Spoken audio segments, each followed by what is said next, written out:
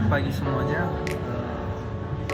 Pada saat ini saya akan membahas tentang materi visi dan juga arah perubahan dari perusahaan Microsoft.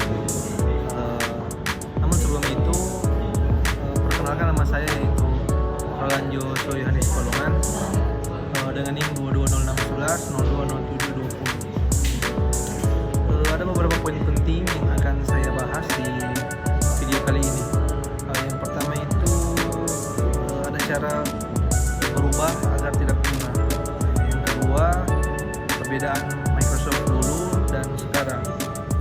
Yang ketiga itu kenapa harus berubah. Yang keempat, angka perubahan dari Microsoft. Yang kelima, hasil perubahan yang dicapai. Yang keenam, hasil perubahan yang dicapai juga. Yang ketujuh, pelajaran untuk kita. Dan yang terakhir itu ada kesimpulan.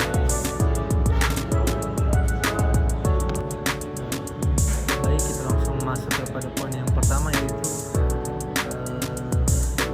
bagaimana cara berubah agar tidak punah. Di sini saya mengambil contoh dari perusahaan Microsoft yang dulu mereka hanya menjual Windows, dan sekarang mereka menjadi raksasa AI dan cloud. Tentu kita semua pernah memakai Windows. Tahukah Anda, Microsoft dulu cuma jualan Windows dan Office, tapi sekarang mereka jadi pemimpin AI dan cloud.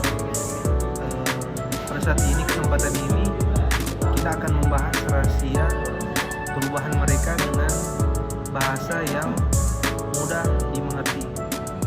Langsung saja kita masuk kepada poin kedua, yaitu perbedaan Microsoft dulu dan sekarang. Bisa kita lihat di gambar ini. Yang pertama itu ada Microsoft Windows tahun 95. Yang kedua di tengah ada Microsoft Azure, dan yang ketiga ada Microsoft AI atau bisa disebut dengan AI Microsoft. Dulu Microsoft identik dengan Windows. Sekarang mereka lebih terkenal di yang pertama cloud, Azure untuk penyimpanan data. Yang kedua AI atau ChatGPT, memakai teknologi mereka. Yang ketiga kolaborasi. Microsoft Teams dipakai oleh sekolah dan kantor-kantor yang ada. Langsung saja kita masuk ke poin berikutnya, yaitu kenapa harus berubah. Alasan mereka harus berubah yaitu dikarenakan munculnya HP Android dan iPhone. Pada saat mereka muncul, orang-orang jarang menggunakan komputer, dan hasilnya Windows kurang laku di pasaran. Yang kedua, munculnya Google dan Amazon. Munculnya mereka, internet dikuasai oleh Google Docs dan juga AWS. Dan yang ketiga, Microsoft dianggap ketinggalan sama. Bayangkan seperti toko kaset di era Spotify. Microsoft hampir bangkrut kalau tidak melakukan perubahan. Langsung kita masuk ke poin berikutnya, yaitu langkah perubahan dari perusahaan Microsoft. Terdapat 3 jurus utama yang dipakai oleh Microsoft. Yang pertama itu mereka fokus ke cloud atau Azure, jadi penyimpanan data perusahaan. Yang kedua itu mereka membeli perusahaan lain, contohnya seperti Link dan GitHub. Yang ketiga, mereka membuka diri. Dulu mereka anti open source, sekarang kolaborasi dengan semua orang. Dulu Microsoft seperti orang pelit yang tidak mau berbagi kode program.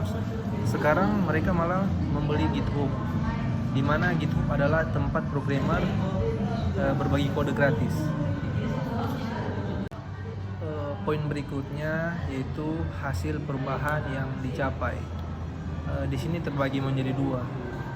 yaitu perubahan yang dicapai dan masalah yang masih ada. Termasuk dari perubahan yang dicapai, Azure atau cloudnya Microsoft jadi nomor 2 setelah AWS. Berikutnya pendapatan naik 3 kali lipat sejak 2014.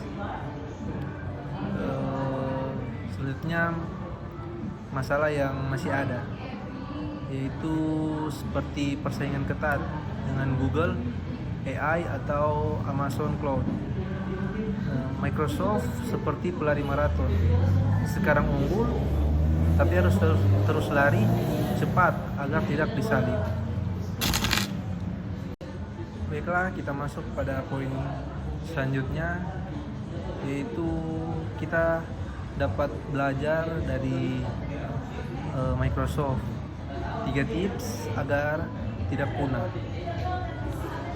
Yang pertama itu jangan cepat puas. Ingat, Microsoft hampir gagal karena terlalu nyaman dengan Windows. Yang kedua itu dengarkan pasar. Cloud dan AI adalah masa depan. Yang ketiga, ubahlah budaya. Dari tidak mau berubah jadi belajar terus.